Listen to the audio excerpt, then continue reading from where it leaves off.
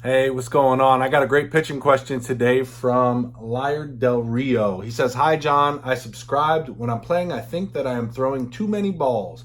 I train to throw more strikes, but I can't. So, how many strikes per ball should I be able to throw? Thank you for all your help."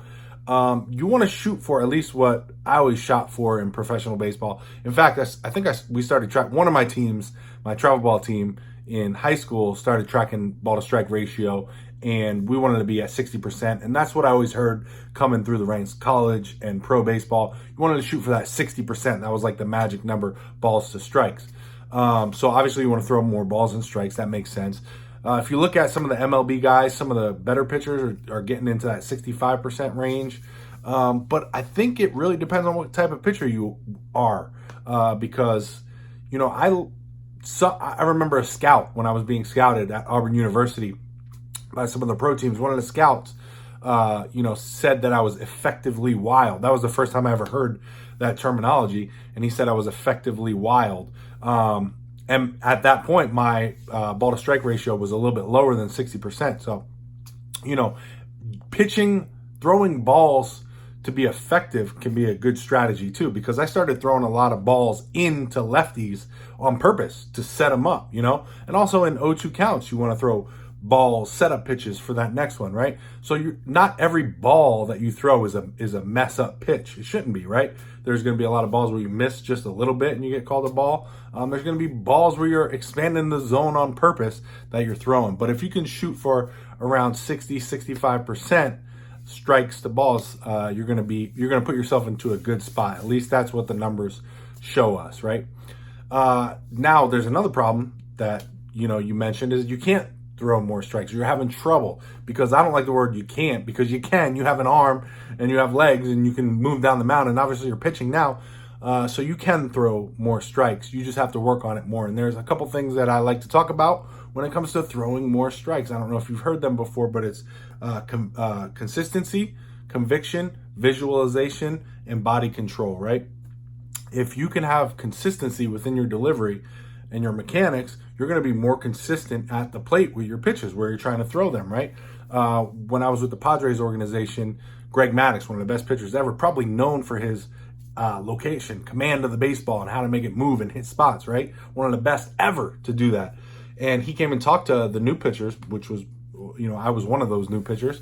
And that was his whole talk, was like about mechanics, but not like how to do them or like the way to do them. He says everyone's going to be different. You just got to make sure that your mechanics are repeatable mechanics. And if you can repeat them over time and keep yourself free from injury, you're going to have a lot of success. And that really stuck with me. So consistency is number one for throwing more strikes. You got to find your mechanics that are working, that are going to keep you free from injury, and then repeat them till you know exactly where that ball is going, because it's locked in. It's muscle memory, right? And what is muscle memory? Muscle memory basically there's really no muscle memory. Your muscles aren't remembering, but you're building these pathways from your brain to your body. And the more you do that, the thicker those are getting. It's like a highway, right? So if you got a big highway, you can go real fast on it. That's the way I like to think about it, or at least someone explained to me along the way. So the more you do it, the better you get at it, the faster you can do it, the more consistent you can be with it. So that's technically muscle memory. So consistency is huge, right? Being repeatable in your delivery. Number two is conviction. Conviction just means that you believe in your heart and in your mind that you're going to throw the ball where you want to, right? And you believe, and you don't have any second guesses with yourself. Because I used to feel that way, especially throwing inside to batters. I used to get a little nervous, like, oh man, I hope this ball doesn't hit him. Hope it doesn't get away from me and hit the guy. I just didn't want to, not that I was like worried about hitting the guy, but I was worried about getting a runner on first base. That was my biggest concern.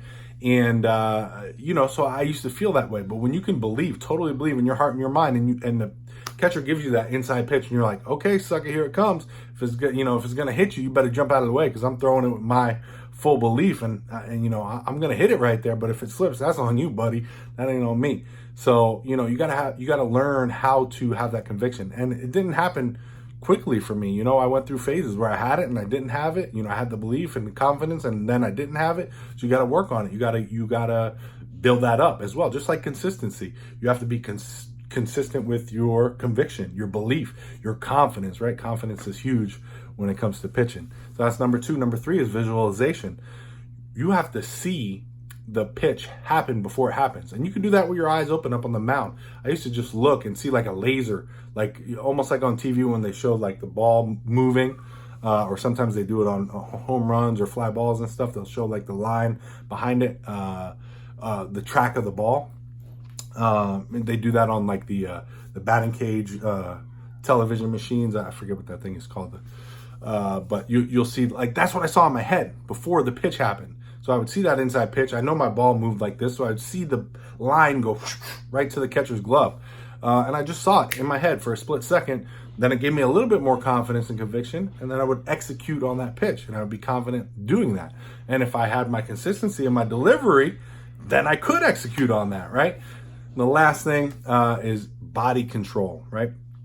Body control just means having the strength and mobility within your body to control it down the mound. Because if you can do that, we're kind of coming full circle now. If you can control your body, what can you do in your pitching delivery?